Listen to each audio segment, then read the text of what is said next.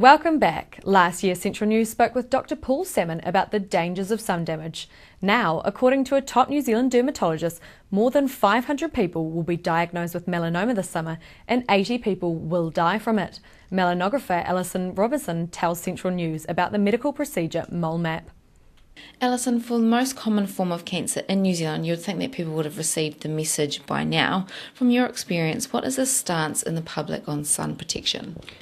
A lot of people are getting that message across, but we still see that the ones that need it don't feel it's relevant for them. And from a young age, families are much more in tune with protecting the younger ones, and the community's picked up on that. You see childcare and preschool and primary schools now having that no hat, no play outside policy, so that's a big help. When you hit the teens, of course, everybody's bulletproof, and I've got teenagers myself, so I know that at that stage they think the message doesn't apply to them, although it is filtering through. And one of my kids, my daughter, says to me, all sunburn's ugly and ages your skin, so I don't want to go there. And that's great, that's independent from what I've talked to her about, and she knows what I do for a living. And then it's my age and onwards, a lot of us had those sunburn years, and we're starting to see the sun damage on our skin, so we are now, I think, more as a community picking up on that we must put block on. But it's more than putting the block on. It's not just the sunny days that you're getting the sunburn, it's radiation burn really. And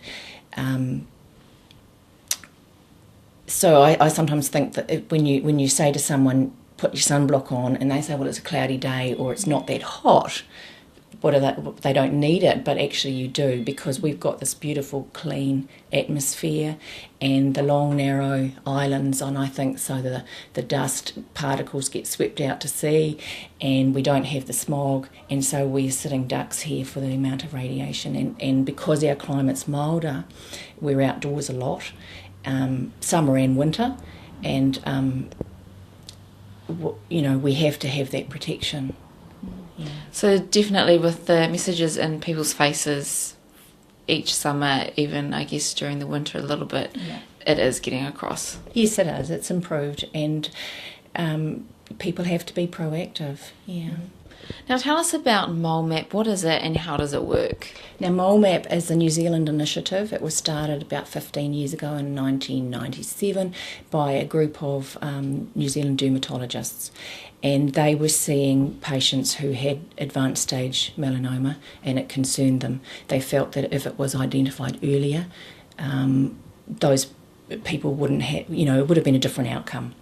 The program focuses on the early detection of the melanoma, and what we do is provide, get from the person a health history, we provide education, we take a series of full body photos so that the specialist can see what your skin's like, thorough skin examination, and then close-up of the lesions so that and the moles, so that the dermatologist can diagnose and let the person know whether there's anything at risk.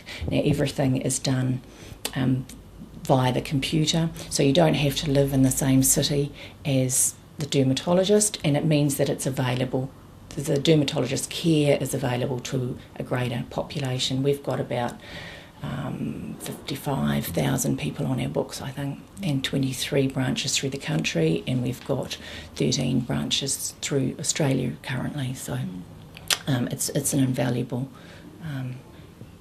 tool. It's very good that it doesn't matter where you are with MoleMap. If you're in New Zealand or Australia, you can keep those checks up to date and they store the records. Now, at what point should people have this procedure done? Most New Zealanders, I think, should have a MoleMap. If you've got lots of moles, if you've had a melanoma previously, or if you've got any concerns, changes on your skin, you should have a skin check. If you've got a family history of someone with skin cancer, you're more vulnerable. And if you've had lots of sunburn in your childhood and teens, there's a lot of risk factors. So that pretty much everybody. Although we don't see so many children and younger people with melanoma. We have had some through our books. It's not as common with the younger ones, and I think as long as that message of sun protection, skin protection is continued, then that will help for future generations. So what key advice do you have for people to practice for the remaining summer and summers to come? Lots of sunblock, going inside for the hot part of the day, covering up. The best form of protection is covering up, after all. And sunblock doesn't work if it's in the bottle. You have to use it. The latest feeling that even if your sunblocks say that they might be giving you protection for 4 hours, you should probably reapply it every 2, because we don't tend to put as much on our skin as they were tested in the lab. And some of the sunblocks will say they have an SPF factor of 75 or more, and those are generally products that are made and tested in other parts of the world. And so that it doesn't mean it's a superior product. The New Zealand and Australia standard are only allowed to say, quote, the 30 plus. Thanks, Alison, so much for your time today and all that you're doing, ensuring that we look after our skin. Thanks, Eve. You're welcome. If you have any sun safety tips that work for you, share them with us on our Facebook page. And if you have a mole or skin abnormality, make sure you get it checked. After the break, Katrina speaks with Pacific Coast Technical Institute Director Mark Hallier.